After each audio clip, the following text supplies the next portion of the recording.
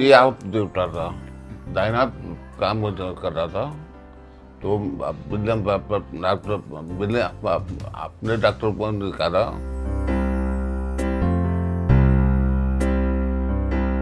Factory के doctors ने बोला कि आप लखनऊ ही चलो, और हमें डॉक्टर प्रदीप के बारे में सजेस्ट किया कि इज़ वेरी गुड डॉक्टर। तो हम लोग तुरंत फिर कार से आए। तो जैसे ही पेशेंट हमारे पास आए, स्ट्रोक रेडी हॉस्पिटल होने के नाते हम लोगों ने इनको देखा कि ये पेशेंट जो हमारा 4.5 घंटे का विंडो पीरियड होता है उसके आसपास थे ये। तो हमने इनको तुरंत आनन फानन सारे काम छोड़ करके सबसे पहले इन पेशेंट के साथ में हम और हमारी टीम इनको लेकर के इमरजेंसी पहुंची। उस समय डॉक्टर ने सारा चेक किया, मतलब इमरजेंसी में तुरंत एंट्री करी विदाउट एनी फॉर्मिंग, और ये सब में फॉर्म्स कुछ नहीं भरना पड़ा, तुरंत ही एंट्री करके सारा काम करवाया। जब हमें पता चला कि यह स्ट्रोक ब्लीडिंग नहीं है, सिटी स्कैन से जो हमने क्लियर कर लिया, तो हमें अंदाज़ा लगा कि ये हमारा इस्चेमिक स्ट्रोक है। इस्चेमिक स्ट्रोक में हम जब एक्सटेंडेड विंडो हो जाता है, यानी कि 4.5 घंटे के आसपास या उससे अधिक टाइम होता है, तो हमें उसको एमआरआई में देखना होता है। जब हमने तुरंत ही पेशेंट को सिटी से एमआरआई में शिफ्ट किया, वहाँ पे विदिन मिनट हमने एमआरआई किया। उस पर पता चला कि अभी भी इसमें कुछ हिस्सा ब्रेन का डैमेज हुआ है, लेकिन कुछ हिस्सा अभी भी डैमेज होने वाला है। एक बेस्ट थिंग मुझे डॉक्टर प्रदीप की ये लगी कि उन्होंने पूरा अच्छे से क्लीन तरीके से समझाया मुझे। उस समय इमरजेंसी के टाइम पे उन्होंने पेपर में ड्रॉ करके बताया कि यहाँ पे ये क्लॉट है। उन्होंने मुझे एमआरआई जहाँ पे होती है स्क्रीनिंग, वहाँ पे बुला के पूरा दिखाया प्रॉपर कि ये पर्टिकुलर जगह एमआरआई, इसको कंट्रोल किया जा सकता है। घर वालों से कंसेंट लेते हुए ये निर्णय लिया कि इस पेशेंट में यदि हम लोग इंजेक्शन दे देते हैं तो अभी भी इनमें बहुत कुछ इंप्रूवमेंट होने का चांस है। तो हम लोग उस समय मामला बहुत ज़्यादा सीरियस था, तो हम लोग ने डॉक्टर से बोला कि आप विदिन 2 मिनट्स, हम लोग ने बोला कि आप इंजेक्शन लगा दो।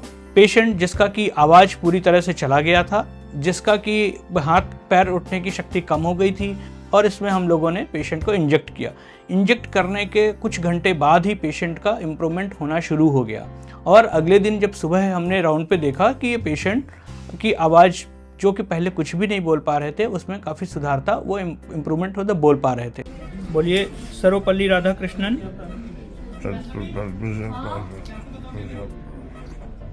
लाला लाजपत राय, मदन मोहन मालवीय,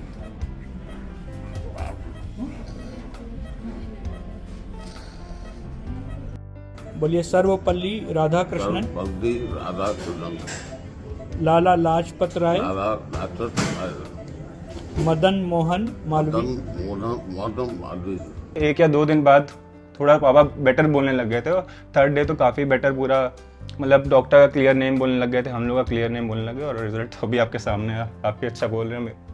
फ्यूचर में चाहता हूँ पूरा बिल्कुल अच्छा क्लियरली बोले।